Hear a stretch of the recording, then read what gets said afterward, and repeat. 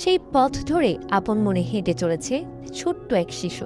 কোনো ভয় নেই, নেই কোনো তাড়া, ঠিক যেন রূপকথার বইয়ের পাতা থেকে উঠে আসা কোনো গল্প, যা চোখের সামনে জীবন্ত হয়ে ধরা দিয়েছে, যেখানে বন্যপ্রাণীর ভয়ঙ্কর রূপটাও এক নিমেষে মিলিয়ে গেছে, আর সবটুকু জায়গা জুড়ে মিশে রয়েছে কেবলই এক নিষ্পাপ ভালোবাসা।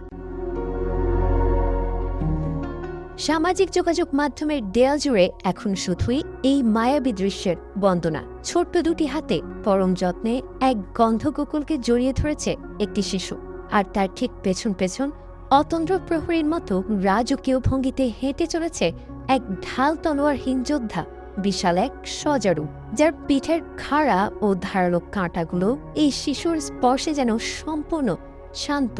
বন্যপ্রাণের সাথে এই অভাবনীয় সখ্যতা দেখে নেটিজেনরা তাকে আখ্যা দিয়েছেন ডিজনি প্রিন্সেস বা অরণ্যের রাজকন্যা। প্রথম দেখায় চোখ জুড়ানো এই দৃশ্যকে অনেকেই বাংলাদেশের কোনো প্রত্যন্ত গ্রামের রূপ বলে ধারণা করেছিল। দেশীয় অনেক গণমাধ্যমেও একে প্রচার করা হয়েছিল গ্রামীণ বাংলার চিরচেনা দৃশ্য বলে। তবে সত্য সন্ধানে জানা গেল ভিন্ন এক গল্প। ভৌগোলিক সীমানার হিসেবে এই অপরূপ প্রান্তরের অবস্থান বাংলাদেশে নয়, বরং ভারত মহাসাগরের দ্বীপরাষ্ট্র শ্রীলঙ্কায়। ফ্যাক্ট চেকিং প্রতিষ্ঠান রিউমার স্ক্যানারের অনুসন্ধানে উঠে আসে আসল তথ্য।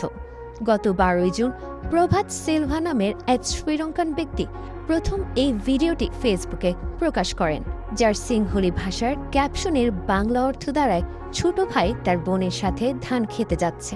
ভিডিওতে শিশুর মিষ্টি সিংহলি কণ্ঠে প্রমাণ করে এর আসল উৎস।